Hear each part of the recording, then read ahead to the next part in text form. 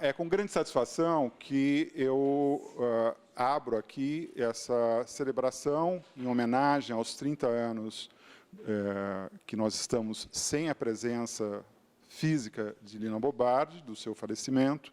E essa homenagem, ela é uma homenagem que traz aqui algumas pessoas para nos ajudar a refletir sobre o que aconteceu nesses 30 anos.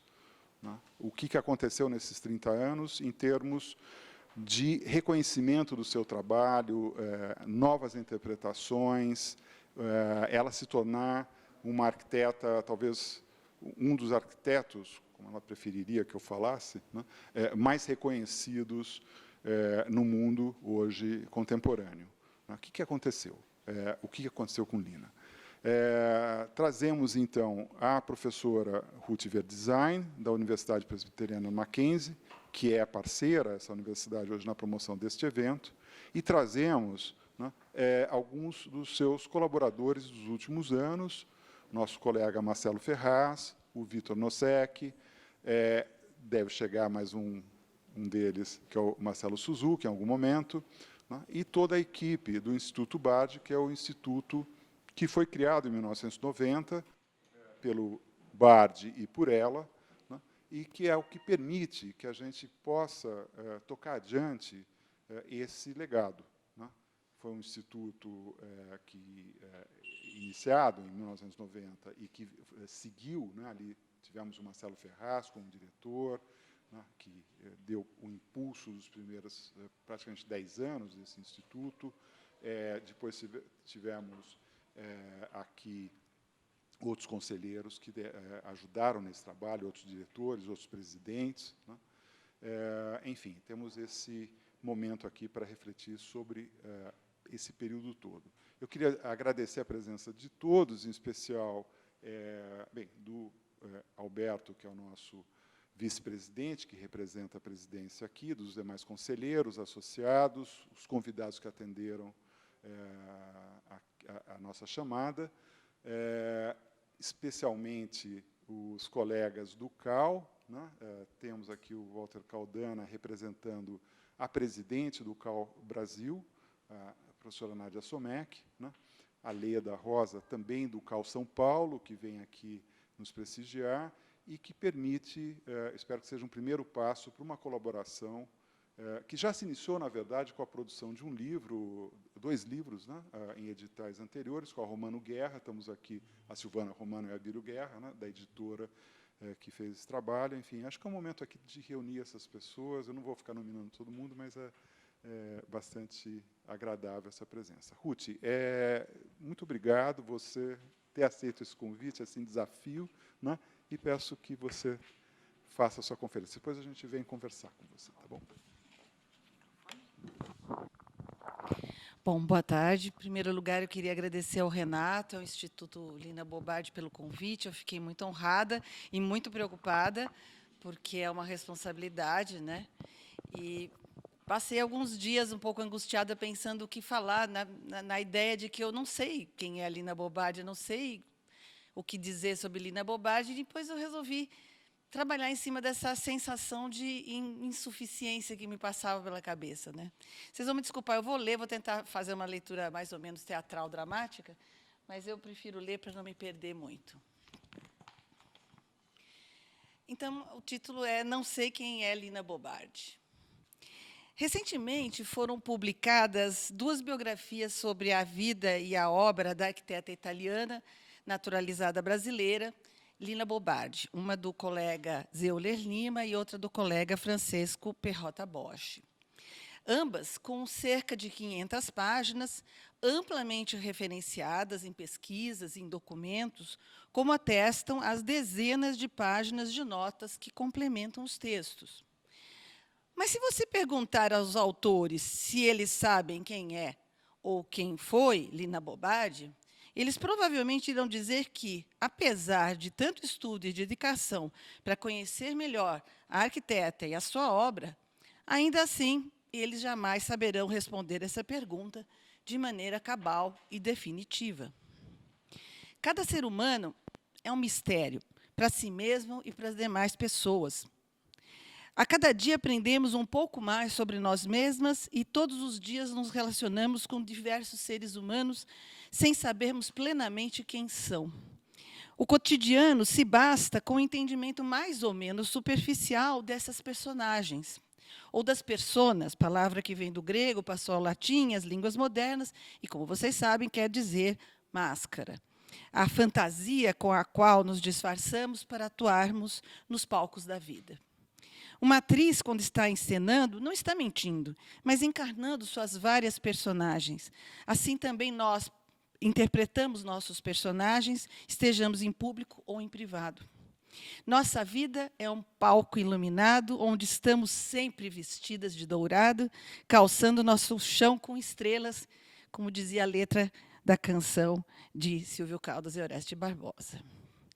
Então, se assim é, e o que sabemos, e o que não podemos saber, e o que podemos saber sobre Lina Bobardi? Alguns fatos, números, datas, alguns textos, entrevistas, fotografias, vídeos, alguns documentos, desenhos, projetos, obras. Todos esses dados são muitos, mas não bastam, porque não se explicam a si mesmos, aguardam ser interpretados.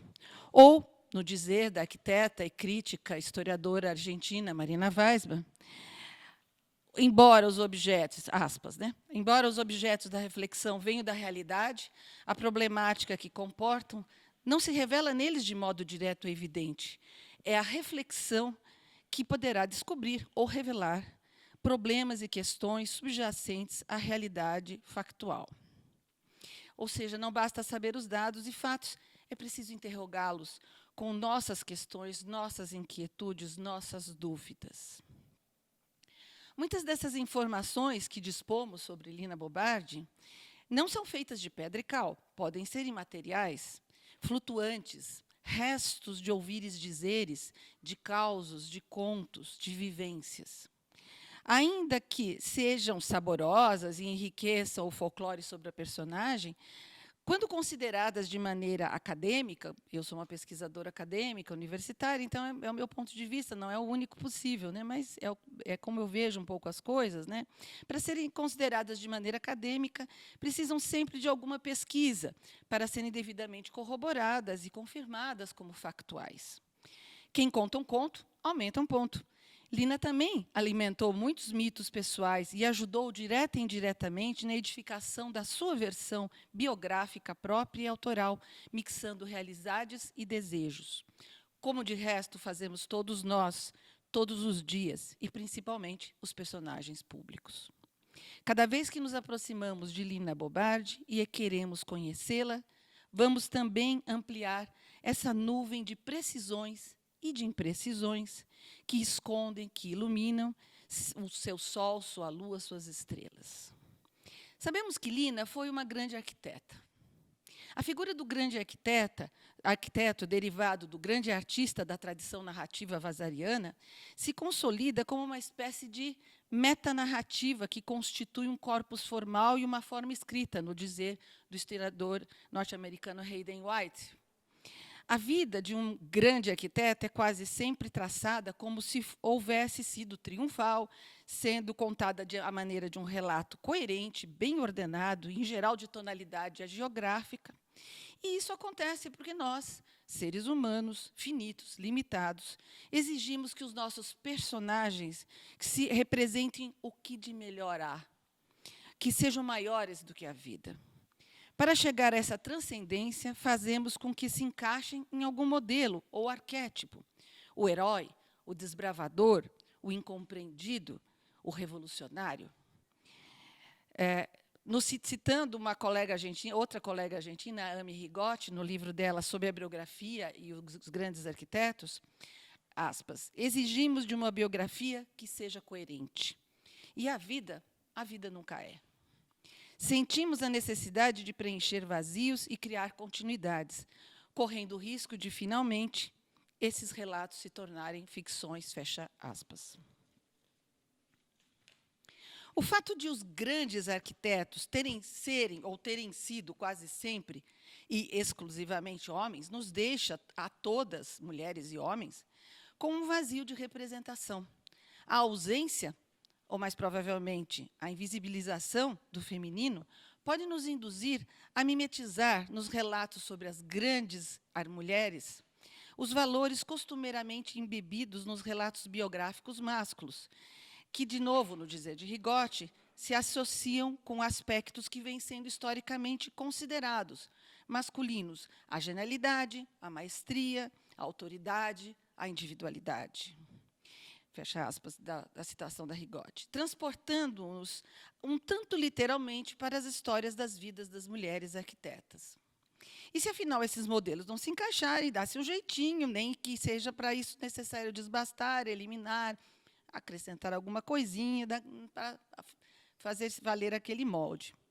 Vai custar algum trabalho aprendermos a falar das grandes arquitetas sem fazer uso automático desses adereços. Ademais, ao tentarmos compreender quem é ou quem foi outra pessoa ou sua obra, não há como fugir dos marcos subjetivos de quem tenta atingir essa compreensão. O que eu sei ou não sei sobre a Lina Bobardi é o que eu sei ou não sei sobre a Lina Bobardi. Meu saber é a súmula do que li, vi, pesquisei, mas também do que filtrei, do que valorizei, e do que descartei e do que esqueci. A subjetividade, obviamente, nunca pode ser eliminada, mas pode ser premiada pela clareza da objetividade. Um primeiro dado objetivo é notar que mudamos todos os dias, a cada dia. Isso é um fato, e o conhecimento desse fato não deveria ser esquecido quando buscamos saber quem são ou quem foram as pessoas por quem nos interessamos. A Lina Bobardi, que nasceu em 5 de dezembro de 1914 e faleceu em 20 de março de 1992, foi mudando a cada um dos 28.230 dias de sua vida. Não faz sentido reduzir toda essa complexa experiência a uma ou duas de suas facetas, ou escolher um certo ponto do tempo de sua vida e obra e achar que isso basta. Claro, posso destacar um aspecto que me interesse, mas preciso ter claro que essa não é Lina, é apenas a minha leitura limitada sobre ela. É erro e vício comum seccionar o momento X de nosso personagem, neste caso Lina Bobardi, e estrudar aquele aspecto para frente e para trás, simplificando essa vida, para apaziguar as nossas angústias, nascidas da percepção das incoerências e dos vazios inevitáveis quando reconhecemos a vida de qualquer pessoa, nossa ou de outrem. Sempre que ouço e leio frases magníficas, triunfais, definitivas, que explicam, engavetam e emolduram as pessoas, isso bastante me incomoda. Frases como, por exemplo, Lina era de esquerda? Lina não era feminista. Lina não pensava assim. Lina pensava assado. E muitas outras. Eu sempre me pergunto, e como a gente pode ter certeza do que outra pessoa pensa ou pensava? Ou pensou? E de quais Linas, de que dias nós estamos falando? Do dia 1329? Do dia 17.425? Que Lina, de que momento, tempo e lugar é essa que estamos mencionando? Porque são muitas Linas, são 300, são 350, como dizia Mário de Andrade, outro aniversariante de outra efeméride deste ano. Nessa poesia do Mário de Andrade, que é muito bonita, ele diz adiante, no texto da poesia, que um dia o poeta finalmente vai se encontrar a si mesmo, claramente mencionando o dia futuro de sua morte. Pois apenas quando uma vida se encerra, ela se condensa. E ainda assim, não se acaba. Segue vivendo nas memórias das pessoas que aqui estamos e seguimos vivas. E por isso, ainda que Lina não esteja mais viva, os relatos sobre a sua vida não se esgotam, nem se cristalizam, pois serão revividos e animados e interpretados a cada passo por cada um de nós que tentarmos entender, de novo, quem foi, quem é, quem pode ser Lina Bobardi. Para cada um que chega, essa revivência se reinaugura. E para reviver não basta lembrar, para formar memórias também é preciso deslembrar. como nos explica o neurocientista Ivan Esquerdo no seu livro A Arte de Esquecer. Aspas, nossa memória é feita de lembranças e de esquecimentos, e tanto uns quanto os outros são fundamentais para sermos pessoas saudáveis vivendo em sociedade. Fecha aspas. E a outra citação dele que eu gosto muito. A memória não está em parte alguma, mas em todas as partes. Embora isso pareça filosofia, também é pura ciência. Somos o que escolhemos esquecer, diz Ivan Esquerdo. Em contrapartida, também somos o que escolhemos lembrar. Hoje estamos aqui para lembrar que faz 30 anos que Lina Bobardi virou uma estrela. Foi-se embora, talvez de desgosto, como se a mãe do mato, a amada de Macunaíma, lhe deixando de recordação apenas a Muiraquitã. Como nosso herói nacional, guardamos esse amuleto com carinho, mas não podemos evitar, de volta e meia, estarmos perdendo estas memórias cristalizadas em pedra, vidro e concreto. A cada tanto precisamos sair de novo, em muitas aventuras e desventuras, para reencontrar e resgatar o nosso talismã, roubado pelo gigante Piamã, malvado comedor de gente, que evidentemente mora em São Paulo, essa cidade dos avessos dos avessos. Todo dia a pedra Muiraquitã se perde, e a buscamos e a recuperamos. Chora não, diz o herói. Continuo não sabendo quem é Lina Bobardi, e porque eu não tenho certezas e não quero chegar nunca a tê-las, preciso buscar saber de novo a cada ocasião. Aprender, reaprender, entender, questionar. E a vantagem é que, se busco sem achar que já sei, a cada vez encontro outra Lina e posso aprender mais. Gente é sempre a mesma, mas também são muitas, infinitas, inesgotáveis. E viva a Lina! Enquanto não soubermos quem ela é, saberemos que precisamos buscar de novo pelo seu legado. Muito obrigada.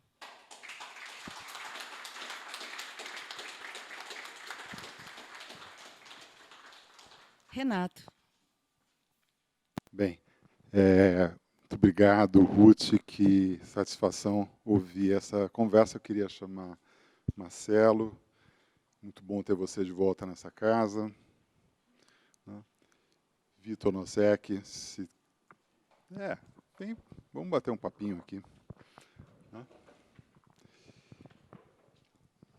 Tá dentro ou tá fora?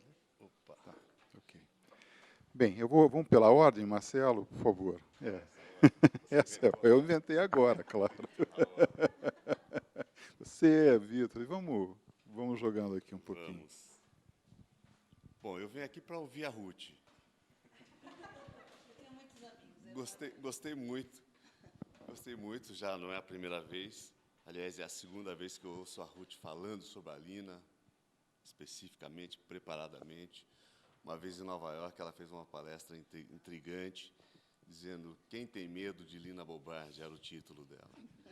E hoje, esse não sei quem é Lina Bobardi. Quer dizer, eu fico pensando nos títulos que ela dá para as palestras e tentando descobrir que está cheio de riqueza, né? No mínimo, tem uma coisa que pode surpreender, tem uma interrogação grande no ar. Eu acho que isso talvez seja a pegada interessante da Lina, essa Lina misteriosa, essa Lina impegável mesmo, né? Despegada, mas é impegável, né?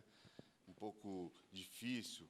Eu me lembro, eu usei uma vez, eu escrevi muito sobre a Lina já, acabei tendo que escrever muito sobre ela depois que ela morreu, porque até ela viva, até um tempo depois dela viva, eu estava dentro da Lina, de certa maneira. Eu estava dentro do assunto, do trabalho, da casa, de tudo, então não tinha afastamento possível.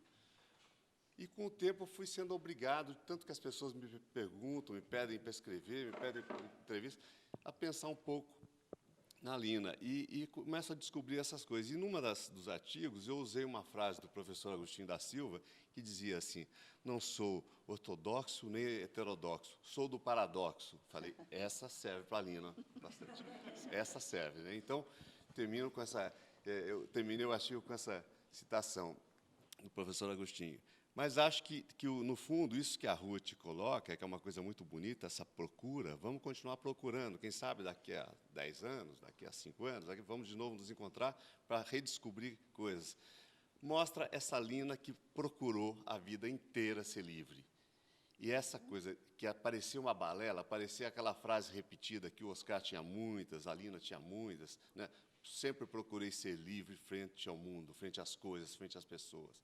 Então, isso, eu acho que expressa essa condição de lutar a vida inteira para ser livre, para fazer o trabalho com liberdade, é que traz essa riqueza, que é esse mistério, que é o mistério da arte, que é o mistério da poesia, que é o mistério das coisas, que é o mistério da vida, no fundo, né? Da vida rica, mesmo com todo o sofrimento, com toda essa pessoa sofrida, que ela foi isso, aquilo. Eu até queria evitar de falar da persona, porque tá demais a Lina como pessoa, né? Eu queria voltar a lembrar alguns trabalhos dela, frases dela, significado dos escritos dela, das frases, dos trabalhos, principalmente da arquitetura, claro.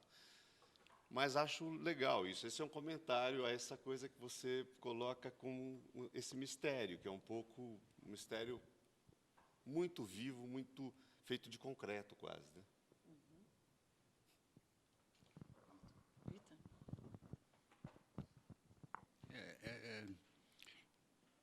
É difícil, assim, a gente chega aos 72 anos de idade e fala, puta, tenho memória para cacete. O Bardi eu conheci em 72, por acaso, eu frequentava a casa do Dude Cooper, Pfeffer, e eu vi sendo preparada a exposição do cinquentenário da Semana de Arte Moderna lá dentro, que o Milton Cooper, embora ninguém saiba, foi uma pessoa muito importante nesse trabalho, frequentava a casa da Nemirovsky, Roberto Nemirovsky, que era primo do Dude. Então, eu tive essa ambientação toda com as obras do modernismo, antes até de ir para o museu desse jeito que ficou conhecido. A Lina eu conheci, por acaso, na casa do Flávio Império, em 74. Foi de relance, assim, demorou mais uns... Foi em 85, eu fui conhecer no Sesc Pompeia. E daí, trabalhei, colaborei com ela 10 anos, e, não sei, me revolta um pouco o desengano que tem a respeito do caráter da Lina. Eu, ao contrário do Marcelo, eu quero falar um pouco da pessoa. Eu sei um pouco quem foi Lina. Então, isso que falam que ela é irracível, é de uma asneira, isso vem de umas coisas do Telmo Martino, da coluna dele, que pegava no pé dela, como humor. Só que levaram a sério, porque o Telmo enchia o saco dela. Ela, no trabalho, era extremamente produtiva, delegava, bem-humorada. Isso tudo se vê principalmente pelos desenhos dela. É impossível ela ser mal-humorada com aqueles desenhos. Então, por enquanto, era isso que eu queria falar, sobre esse caráter doce dela e muito... Eu acho que o que ela brigava é pela autoria, pelo respeito à criação dela. Isso, qualquer um de nós briga por isso. É isso que eu queria deixar. Olha, gostei muito de ouvir os colegas também. Marcelo, lembrando os nossos passados, né? A gente já está, assim como o Vitor também, né? A gente já está virando assunto de pesquisa, né? Já estamos ficando com idade para isso, né? Que beleza. A gente precisava entrevistar você e recolher essas memórias. Eu não tive o privilégio de conhecer a Lina, assim, cruzei 1 ou 2 vezes de passagem, né? Então, talvez por isso essa sensação de que eu não conheço, porque eu, de fato, não a conheci. Cruzei uma vez o Sesc Pompeia, outra vez ali ou lá, né? Meu interesse é puramente como pesquisadora e como apreciadora de arquitetura, né? Então, eu acho que é inestimável todas essas memórias, e elas devem ser reconhecidas e contribuídas. Eu acho que eu fiquei muito impressionada com o lançamento das 2 biografias, li as 2, são 2 catataus, assim, mas eu fiz questão de ler as 2, e acho muito interessante toda essa pesquisa que é feita. Mas isso não significa que terminou, não vai terminar, não terminou e não vai terminar nunca. porque a riqueza da obra é muito grande, né? Então, eu evito de falar da personagem, porque eu, de fato, não a conheci, como vocês dois tiveram essa oportunidade, né? Mas gosto muito da obra e a cada vez aprendo mais. E não só eu, todo mundo, né? Mas me incomoda, sim, um pouquinho o enquadramento que alguns historiadores, que algumas pessoas fazem, de um pouco mitificar demais. A mitificação ela não é saudável, no fundo, no fundo. Ou seja, se a gente vai virar um ícone e botar na parede, eu não sei se é isso que a Lina... Eu acho que isso é o contrário da liberdade, né? Dessa liberdade que ela pedia para ela mesma e que a gente tem que ter para todos nós, né? Transformar, cristalizar, não é respeitar. É o contrário disso. Achar que já sabe é muito limitante. Então, daí surgiu a minha fala, mas gostei de ouvir vocês falando e gosto de ouvir outras histórias. Não sei quem mais na plateia, deve ter mil mais outras histórias por Eu vou aí. começar contando uma. Então, conte, Márcio. Bem, primeiro que eu não convivi com a Lina, né? Quer dizer, eu vim aqui visitar o Instituto, o Marcelo, às vezes, com o Suzuki, e a Lina estava aqui em cima, e a gente ficava lá embaixo, né? Para conhecer um pouco o trabalho dela, tal. Mas não tinha. Via ela em palestras, né, algumas memoráveis, né, como a da FAO, a do Congresso de Arquitetos, Brasília de Arquitetos, quer dizer, que foram momentos, perto disso que você falou, ela se aproximando desse momento de condensar a sua experiência, a sua contribuição. A primeira vez que eu prestei atenção no nome dela foi quando eu fui, no ano que eu estava me formando, no mês da minha formatura, 1982, eu fui visitar o Sesc Pompeia, né? Eu morava em Campinas, vim para o Sesc Pompeia, entrei no Sesc Pompeia e falei, gente, o que é isso? Né? Para mim, foi no momento que a gente tentava pensar novos caminhos de renovação para a arquitetura brasileira, entrar naquele espaço, e ainda não tinha o conjunto esportivo, era o conjunto da fábrica, né? Eu falei, não, eu tenho que prestar atenção nessa produção, né? Levou um tempo, levou uns 10 anos até eu começar a pesquisar, né? E depois, mais ainda, para eu fazer um trabalho, iniciar a publicar, fazer um trabalho acadêmico, orientar trabalhos no mestrado sobre a Lina. Por quê? Porque eu achei que eu precisava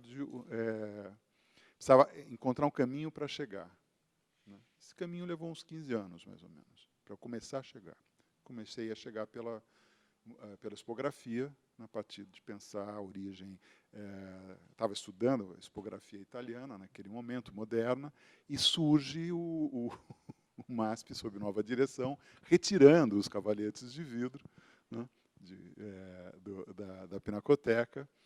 E aí eu me reaproximei do Marcelo e a gente foi comprar uma briga.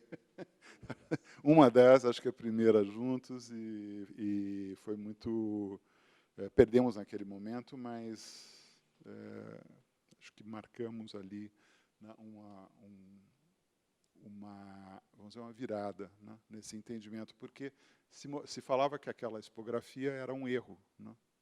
Era uma coisa que estava errada, tinha que ser removida porque estava errada, né? Por causa daquela transparência, quem que faz uma coisa transparente assim, né? E aí retiraram, começaram a construir as paredes, né,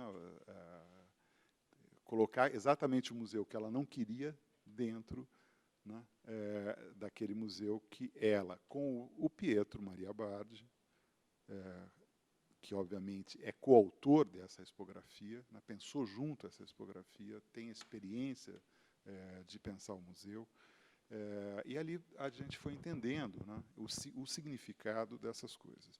E nesse sentido que eu queria colocar essa diferença de,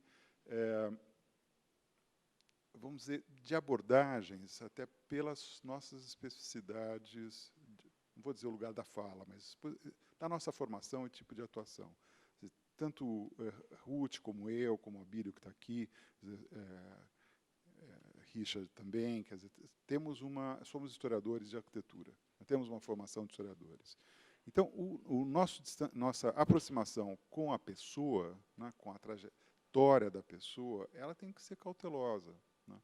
me parece que é bastante diferente da aproximação de uma biografia, que ela tem outro objetivo. Né? Ela vai falar da vida, ela vai entrar em detalhes, ela vai criar uma narrativa. Toda biografia tem um aspecto literário, né? Quase que responde, né? Eu não sei quem é Lina, criando uma narrativa nova, um romance. Né? Vamos pensar grande modelo de biografia, né? Que é do Chateau, por exemplo. Né? Quer dizer, até onde o Chateau ajuda a gente a entender esse criador do MASP, né? Essa figura controversa que foi. Né? Então, acho que isso é, de fato, para nós, que fazemos história, né? Acho que tem uma certa especificidade. E, nesse momento, né, para encerrar que eu queria falar, que é no ano passado a gente teve vamos dizer, um marco do reconhecimento da obra de Lina, que foi a premiação do Leão de Ouro pela Bienal de Veneza. Né? Eu tive uma coisa que eu lamentei, né? É que eu gostaria muito de ouvir o discurso dela ao receber esse Leão de Ouro, porque seria sempre os discursos dela, a posição dela, sempre foi bastante combativo, eu diria. E acho que esse aspecto assim, se entende por irracível, alguém que se expressa de modo contundente as suas ideias. Né? Às vezes parece uma pessoa irracível, pode ser interpretada assim, mas certamente nesse momento no qual o mundo que a Lina procurou construir, né? esse mundo do que a gente entende hoje por Sul, por terceiro mundo, esse mundo anticolonial, né? Anti-ocidental, né? Se desfazendo do jeito que está se desfazendo, o que ela diria ao receber esse prêmio em Veneza? Eu não sei o que ela diria. O que eu diria é que a Bienal de Veneza fica muito mais prestigiada pela Lina que vice-versa. Eu queria falar uma coisinha. Nem todo mundo que você não precisa ser historiador para fazer história. Marcelo fez história com a Lina.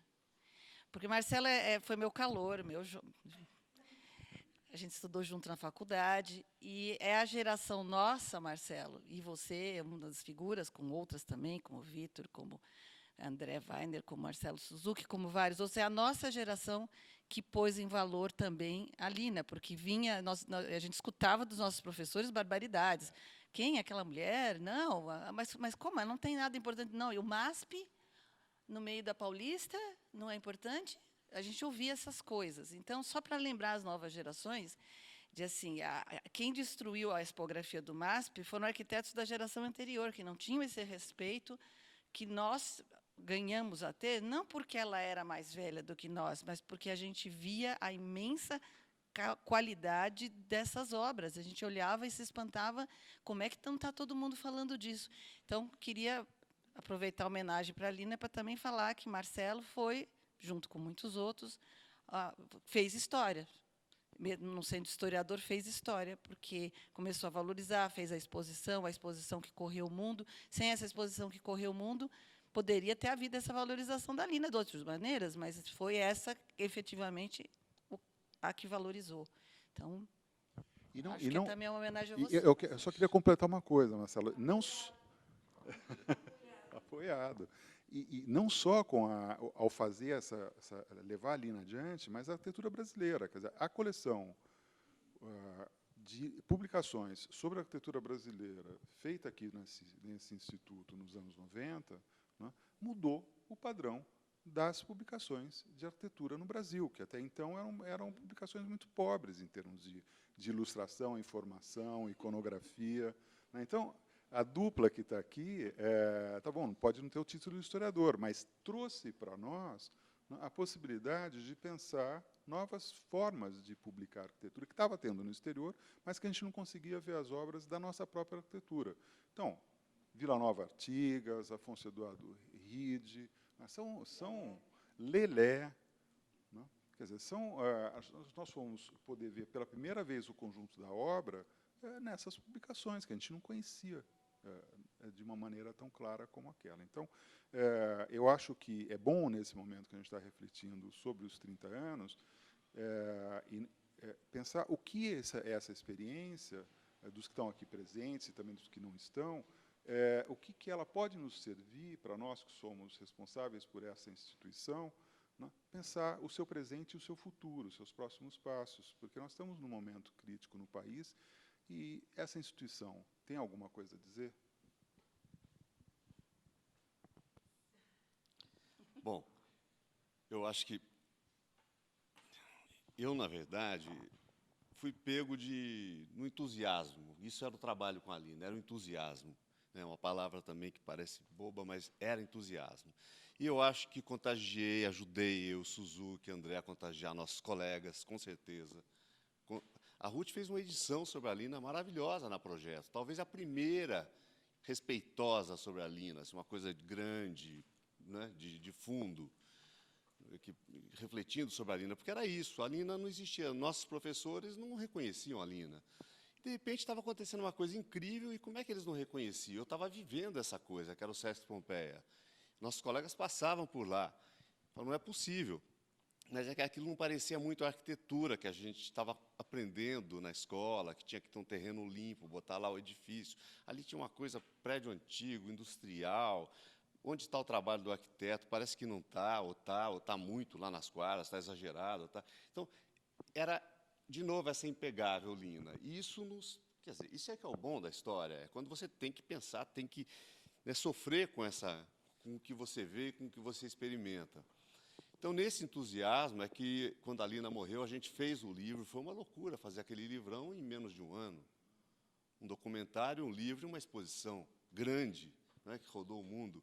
Mas era um entusiasmo, pouquíssima gente, meia dúzia de pessoas aqui assim, e na loucura, selecionando os textos, esse texto é bom para isso, para aquilo. Então, foi com todos os problemas, é ainda uma Bíblia aquilo ali, serve para quem quer estudar um pouco a Lina, vai procurar ali, vai ver, tudo é da Lina naquele livro. Então, foi nesse entusiasmo que a gente fez e continuou fazendo. Como eu disse que eu estava dentro dessa história, foi difícil fazer de dentro e foi indo. Com o tempo, eu tenho cada vez mais, como eu já disse, escrito sobre a Lina, falado. Vou publicar um artigo na Folha amanhã, na Ilustríssima, sobre a Lina. Publiquei no Vitrúvios ontem, que o Abílio publicou, que eu gosto desses artigos. E eu procuro puxar agora essa Lina viva que a gente quer, a Lina crítica, que vocês sabem melhor que eu, o quanto a arquitetura pode ser crítica também, o quanto o arquiteto, com a obra dele, pode ser crítico. E a Lina crítica é muito importante. É para chacoalhar assim, essa arquitetura que já foi um pouco para trás da Fórmula 1 da arquitetura, do Star System, do arquitetura show. Né? A gente vê agora o mundo, né, correndo um risco enorme, com pandemia, com guerra, com tudo mais, e a gente estava fazendo uma arquitetura que não tinha nada a ver com o seu fundamento, que é a construção do abrigo casa, do abrigo cidade. Quer dizer, essa arquitetura fora dos trilhos é que a Lina estaria criticando hoje e passou a vida toda criticando.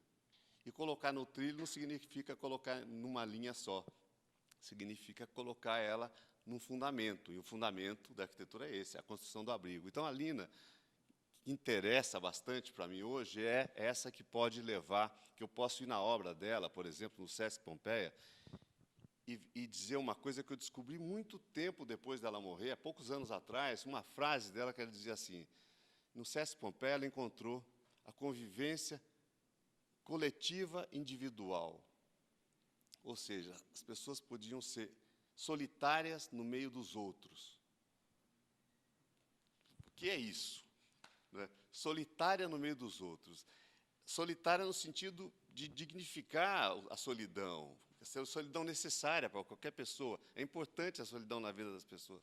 Então, ela diz, isso você só encontra no Oriente. E aqui no Sesc tem um pouco. O cara vai lá, cochila no meio do burburinho. É igual uma criança que está no meio de uma festa de adulto, dormindo tranquila no colo, né, de uma festa barulhenta. Isso significa carinho, aconchego. Isso é arquitetura. Isso é. Então, essa arquitetura feita de vida, de convivência, para a Lina era mais importante. E é isso que a gente tem que tentar trazer para a arquitetura que a gente faz. Isso que interessa com a arquitetura. Os desenhos da Lina, como você disse, estavam as pessoas... O André deu um depoimento bonito para o Cal, que vai estar dizendo os desenhos dela. Em geral, o arquiteto usava o desenho, repetindo o André aqui, para botar o desenho do homem, da escala humana, para dar escala na arquitetura dele, nos desenhos. A Lina era o contrário, era a bagunça da vida que estava ali fazendo a arquitetura. Isso é muito legal. Então, eu acho que essa dimensão difícil é que interessa hoje trazer para mostrar para os jovens arquitetos, para os estudantes, para os alunos nossos, sabe, que a arquitetura é feita disso. E isso que vale muito para a arquitetura do futuro, para a cidade do futuro. Então, a Lina tem muito a dizer com a obra dela. Né? Basta ver o MASP, o Vão Livre do MASP, os acontecimentos, o Sesc Pompeia. Roberto Samonet dizia no lançamento do livrão lá no MASP, falou, olha, não vou falar mais, vão para o Sesc, vão para o Sesc, vão para o Sesc, todo mundo, vai lá para o Sesc Pompeia. Tá? Quer dizer, né? Então, é engraçado isso, ele já estava vendo que... Então, enfim, de novo, falando não da persona, mas eu acho que tem esse lado e que vocês constroem isso, vocês organizam essas coisas. A gente dá alguns depoimentos, fala algumas coisas e tal, mas está muito dentro do assunto e não consegue ter o afastamento. Mas, Ruth. Bom, eu vou falar da Lina.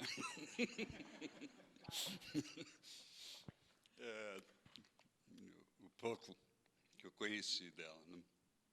Né? Eu trabalhava paralelo ao Sesc Pompeia, paralelo ao meu trabalho de design gráfico, eu trabalhava com o Teatro do Ornitorrinco. Trabalhei por 10 anos com o grupo do Cacá Rossetti. E, na época do Sesc Pompeia, exatamente em 85, a gente resolveu remontar o BU, montar o BU, que a gente já tinha pesquisado uns anos antes. E eu tinha acabado de conhecer a Lina, e na conversa com o Cacá, falei, puxa, vamos montar o BU, inclusive por causa de um diretor tirano que entrou no Sesc Pompeia. E aí eu falei, pô, vamos convidar a Lina para fazer cenografia, que ela ama. Até. E o Cacá falou, putz, já convidei a Maria Bonomi. Eu falei, puta, não, a Lina. Eu vi ali uma oportunidade muito grande. Aí eu falei, brincando, para o Cacá. Falei, pô, eu vou torcer para dar errado. Eu fazer catiça. Aí passou uma semana, o Cacá veio e falou assim, putz, a Maria declinou, alegou não sei o quê. Eu falei, ótimo, vamos chamar a Lina. Aí, puta, até me emociono, porque aqui teve uma invasão nessa casa do grupo Ornitorrinco, Cacá, Xaxá, Chiquinho, com música, cantando, Brecht, vai. Ela tinha nossa, ela parecia uma criança, assim, uma vida, o que ela vibrava. Fora que não sei de onde ela tirou tanto conhecimento, e aqui eu faço um gancho com o que você estava falando, o que será que a Lina falaria no discurso do Prêmio de Veneza? É que nem ela falou no prêmio de cenografia, que é de rachar o bico. Falei assim, vocês me deram um prêmio de cenografia onde não tem cenografia. Depois de uma série de argumentos, eu estou reduzindo aqui em muito. E o que ela escreveu também do programa da peça, sobre o Jarry, falando que é a vanguarda da destruição positiva.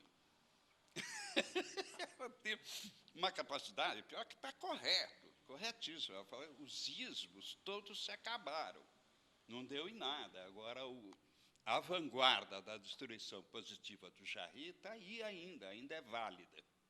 Né? Então, está aí o Polochon, que está sendo reeditado, e vida eterna. É isso. Mais uma pitada. O Prêmio de Veneza é a Loba de Roma recebe o Leão de Veneza. Esse é do Marcelo Suzuki, tem que dar. Não, de fato, é uma honra muito importante para o país, para o Brasil, receber esse prêmio, e para todos nós que estamos aqui, né, ter tido esse destaque, entre várias outras celebrações que se tem sobre a obra da Lina. Nós estamos num momento aqui, achei curioso, você falou uma coisa que eu não sabia, que você conheceu-os na exposição de 72, o cinquentenário de 22. Eu não sei se eu te contei, mas nós estamos montando uma exposição sobre a exposição de 72.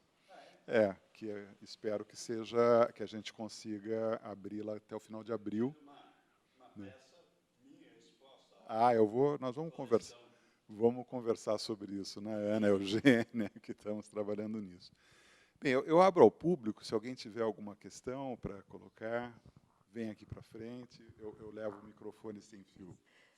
Boa tarde, é um prazer estar aqui com vocês. Você acabou de mencionar 1972, o cinquentenário da Semana de Arte Moderna. Eu estive aqui conversando com as colegas do Instituto essa semana, inclusive perguntando qual era a relação da Lina Bobardi com os protagonistas da Semana de 22, ou com outros artistas contemporâneos dela, alguns, por exemplo, como Lazar Segal, que também fez um percurso vindo da Europa para o Brasil, como que era a relação dela com esses protagonistas e com esses primeiros traços que houveram naquele momento do modernismo.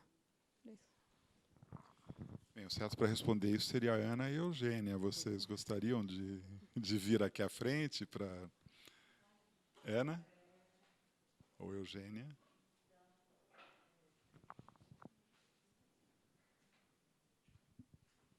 É um pouco difícil falar da Lina e os representantes da Semana de 22, porque quem se interessava mais disso era o Bardi. Entende? O Bardi conhecia profundamente, o Bardi lia, o Bardi tinha uma capacidade de memória também muito invejável, ele tinha essa coisa da memória. E o Bardi tinha uma outra qualidade. Se esquece muito do Bardi, mas o Bardi tinha essa qualidade, que era a capacidade de botar as coisas juntas, de síntese, uma grande capacidade de síntese. Esta capacidade de síntese ajudava ele a entender as obras de arte, que sejam de um autor simples, novo, etc., ou seja de um grande autor da antiguidade. Ele tinha essa capacidade de síntese. Difícil dizer como é e como é feita. Não, eu acho que é uma espécie de dom que algumas pessoas têm. Não. Então, difícil responder sobre essa pergunta. Aliás, não vamos responder. Eu não posso responder. Mas a Eugênia talvez saiba mais. Eugênia.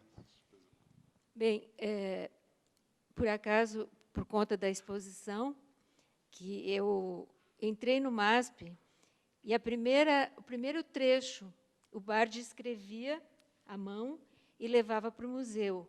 E eu estava trabalhando com a Ana, e eu tinha estudado jornalismo, sabia datilografar com rapidez, e eu via aquilo chegar para a Ana, e ela fazia tal, e eu era muito rápida, sempre fui. E eu me lembro que a primeira poesia foi uma poesia, a primeira coisa que ele me entregou, e era para o livro do modernismo, e era um texto sobre a caboclinha vestida por Poiret, que é uma poesia do Mário de Andrade sobre a Tarsila. Aquilo me deixou muito curiosa. Quer dizer, eu percebi que eu estava num lugar que eu ia gostar de trabalhar. Porém, o Bardi, voltando para a pergunta da Tereza, o Lazar Segal, o Bardi, eu costumo dizer professor até hoje, ele editou, junto com um grande intelectual italiano, a revista Quadrante, que foi uma das revistas mais importantes da Itália durante o fascismo, mas uma revista de peso e considerada um avanço, a principal quase da Itália na época, e num dos artigos ele publicou um trabalho do Lazar Segal. Ele sabia que era um lituano que tinha vindo para o Brasil. E eu acho que isso já te dá uma ideia que ele era uma pessoa muito antenada. E assim que ele chegou, certamente através do Chateaubriand, ele soube desse acontecimento. Em 33 ele passou em Santos e veio conhecer em São Paulo em janeiro de 34 e se hospedou atrás do Teatro Municipal, mas não ouviu falar nada, lógico, da semana que tinha acontecido ali. E o Chateaubriand começou a contar sobre a Semana de Arte Moderna, os modernistas e tudo, e o Menotti trabalhava com o Chateaubriand. Então, o Barthes já começou a se inteirar, foi isso que a Ana disse. Ele tinha um poder de síntese e ele era um homem antenado, ele prestava atenção em tudo. Não sei se estou falando muito, mas, enfim, todas essas conexões do Barthes, ele começou a pensar em exposições. Fez a da Tarsila, fez do Segal, fez do Portinari, que não era da semana, mas o MASP sempre prestigiou os modernistas, depois de 47, quando abriu, lá na Rua 7 de Abril.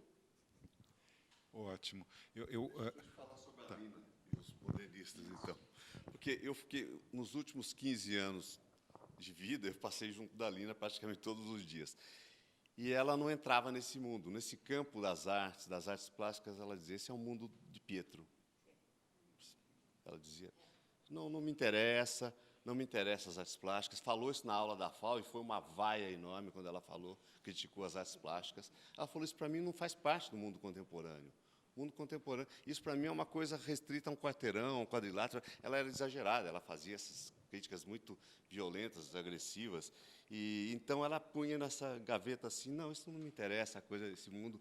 E fazia até outras piadas que hoje, se fizer, você é cancelado, porque essa coisa, essa briga entre Rio e São Paulo, semana de 22, já está... É melhor não falar nada sobre a semana de 22 esse ano. Mas ela falava coisas assim, jocosas. Mas ela não queria saber muito desse mundo. Ela tinha passado por tudo isso, conviveu com Segal, com Dona Geni, ela admirava muito, mas Lina andava para frente, tipo caranguejo mesmo, assim, né? Ia para frente, ia para frente, ia para frente, e não falava desse passado, assim como ela apagou muitas coisas construindo a persona dela de tempos atrás, aquele livro que ela fez da propedêutica. Um dia eu cheguei com aquele livro aqui, só para contar, ela falou, onde você arranjou isso? Eu disse, jogue fora. Não quis saber, não pude conversar sobre o livro, ela não admitia aquilo. Depois o Instituto veio editar. Bom, coisas do Instituto. Bem, eu falo uma coisa rápida sobre essa exposição e como nós estamos trabalhando. Para mim foi uma descoberta, isso foi que eu conhecia teoricamente, né? Mas não tinha nunca entrado, prestado atenção, e nem sabia que o Circo do Piolim estava associado à comemoração o Circo do Piolim, montado debaixo do MASP, estivesse associado a essa exposição. Então, foi a partir um dia, numa reunião do Conselho, o Nelson Aguilar entrou nesse assunto, já nas preparações do centenário, e falou, o Instituto deveria recuperar essa exposição. Até aí que eu falei, puxa, mas o circo está lá, e nós começamos a estudar, né?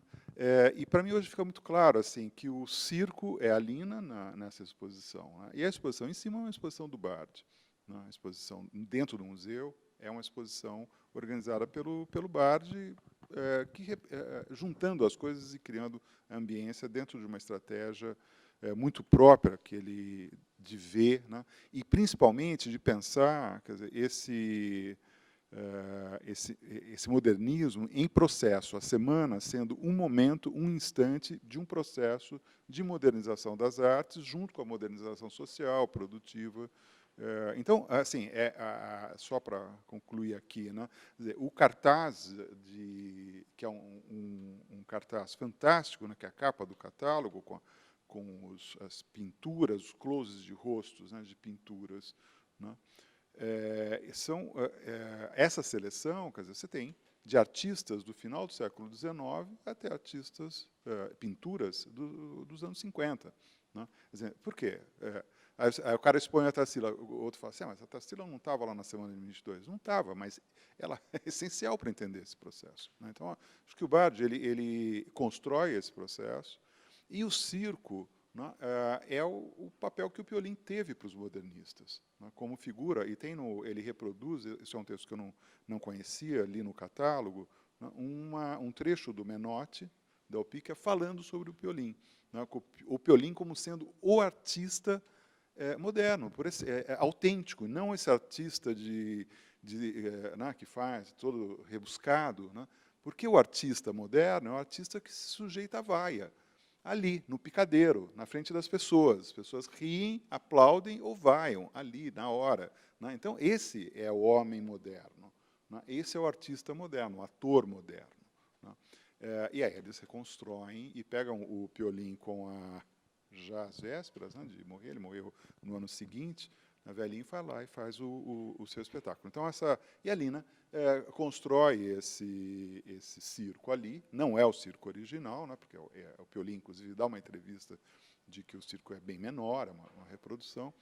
E outro dia, estava com a Abílio vendo examinando uma dissertação, uma qualificação, né, sobre a cenografia da Lina no cinema, e aparece em 68, né, um circo no filme da Compadecida, né, que ela tinha montado, quer dizer, 4 anos antes do Circo do Piolín no MASP. Então, é interessante como esses temas, né, são temas recorrentes que ela conhece, obviamente, eles interagem, o casal, nessa discussão da construção mesmo de um projeto intelectual, projeto cultural, que ela fica mais com a parte da arquitetura e a exposição.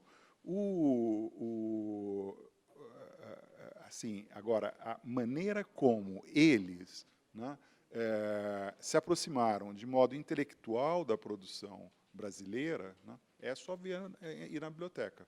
Né, pega os livros, né, Gilberto Freire, Sérgio Buarque, Mário de Andrade, eles estão, mais tarde Paulo Freire, quer dizer, eles estão sublinhados. As marginálias desses livros dão uma tese de doutorado fantástica. Eu me dediquei a algumas delas, mas é um material impressionante, né? Então, mostra como eles são, né? Há uma colaboração, um dia, uma pessoa, que eu não vou dizer o nome, se lançou no cenário dizendo assim, a Lina foi uma mulher do século XX, e o Bardi um homem do século XIX. E há quem acredite nisso. Eu só queria fazer um comentário. A sua pergunta é aquilo que eu estava tentando falar na minha fala. Cada vez que a gente faz uma pergunta, não tem pergunta errada. A pergunta estimula o conhecimento. O que poderia ter acontecido? Bom, de repente não tem relação nenhuma, mas isso também é uma resposta. Mas, de repente, o Renato saca aqui uma possível relação daquele circo, e a gente levanta um fio da meada como para entrar nesse labirinto, né? Então, eu acho que, assim, cada vez que a gente pergunta, a gente inaugura a possibilidade de ver outras coisas e ir organizando, e se a gente vai indo, daria um artigo, se a gente vai indo, daria um doutorado inteiro, se quiser, etc. Então, eu acho que é importante a gente não se constranger e perguntar, e imaginar perguntas. É interessante imaginar perguntas. Nenhuma delas está certa nem está errada. Tudo é possível, né? Tudo é investigação. E todas as respostas de não tem nada a ver, mas talvez tenha algo a ver, mas talvez pode ser que tenha, mas não tem ela, mas tem o Bardi, mas tem... Essa riqueza das respostas, eu achei lindo isso aqui. Eu achei que a gente fez uma performance, agindo ao vivo sobre como é conhecer a Lina, fazendo perguntas e perguntando para quem estudou e lendo nos livros, né? Achei tão bonito, estava apreciando aqui. Bem, gente, eu acho que... Sim, mais uma pergunta. Sandra, por favor. Por favor, vem aqui. Não, é para bagunçar um pouco. É que tem que gravar. Vem cá. Para gravar. Faz parte do script. Não, a gente está falando muito do que ela era. Eu gostaria de saber o que ela seria hoje, como ela agiria nesse mundo que nós estamos vivendo e como ela se revoltaria com a nossa situação atual. Eu vou ler uma frase dela, que ela deu numa entrevista. Eu vou ler uma frase que ela deu numa entrevista, que, por sinal, ela estava embaixo desse Buda aqui. Uma entrevista para o Walter Lima Júnior. Ela fala... Puxa vida, cadê a minha... Cadê o Walter Lima?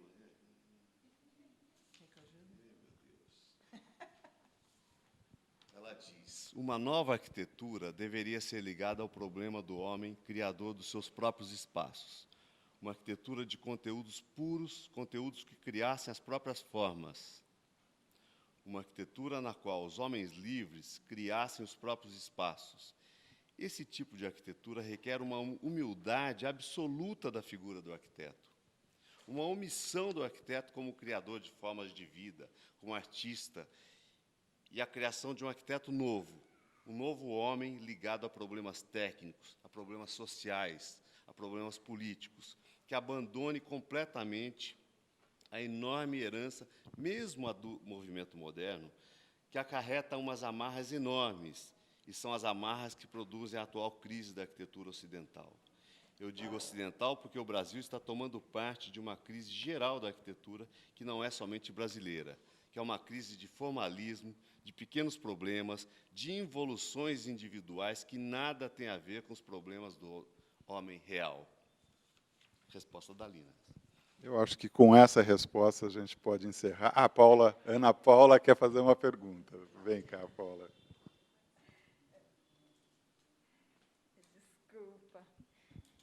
Não, eu queria só perguntar para o Marcelo como ele vê a Lina do ponto de vista popular, que é uma questão muito cara à tua obra, a recuperação da cultura popular na tua obra, e na própria Lina, quer dizer, se essa relação com o circo, se ela foi uma arquiteta anti-elitista e como o povo entrou na sua concepção de mundo aí, de arquitetura.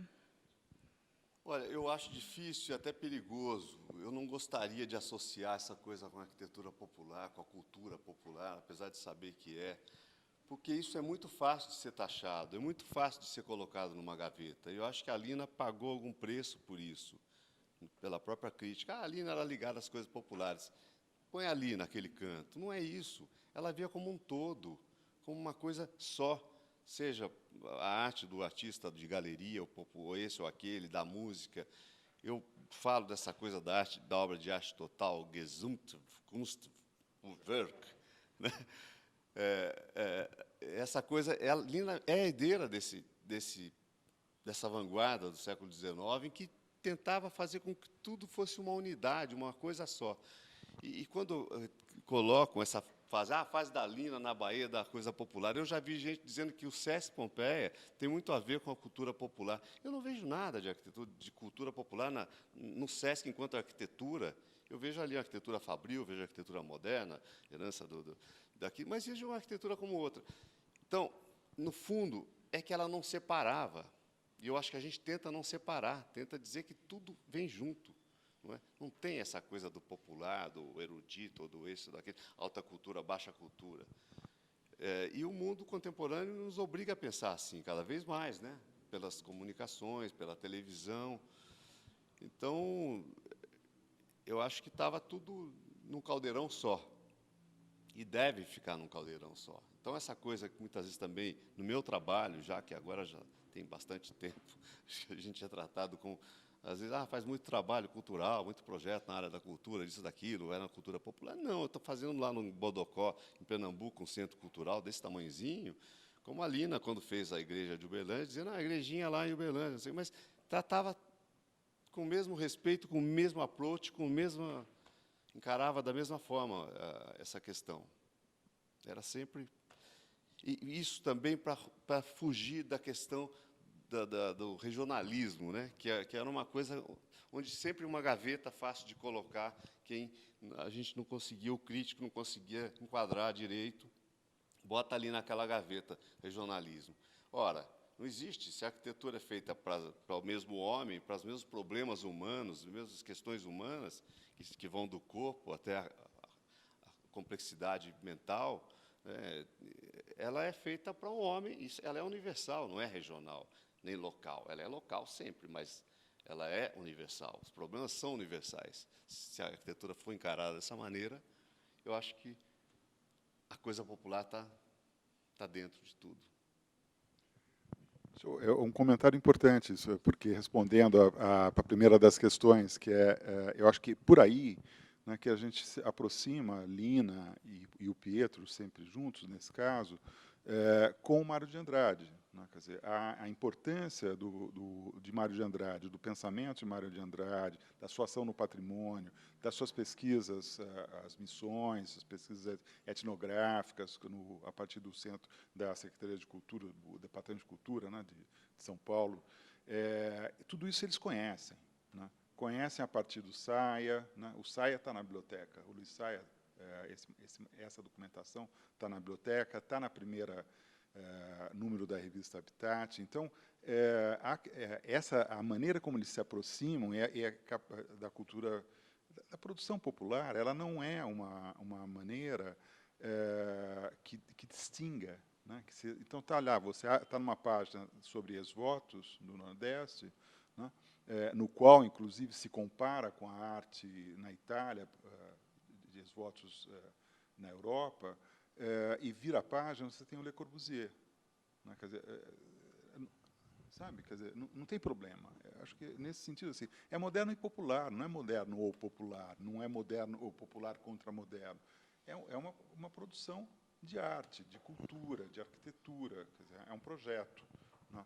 E isso, pensando aí para a Sandra, né, o que poderia ser para o Vitor, da nossa conversa de ontem, eu acho que essa concepção de tudo isso está junto, né, ela é uma concepção de vanguarda, ainda hoje.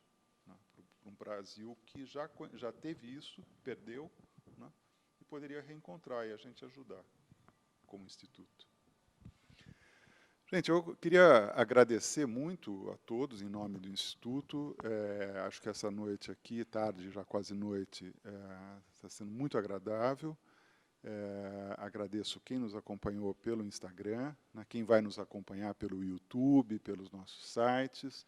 Né, e a próxima vai ser a semana de 22, vista em 72, por nós, em 22 de novo.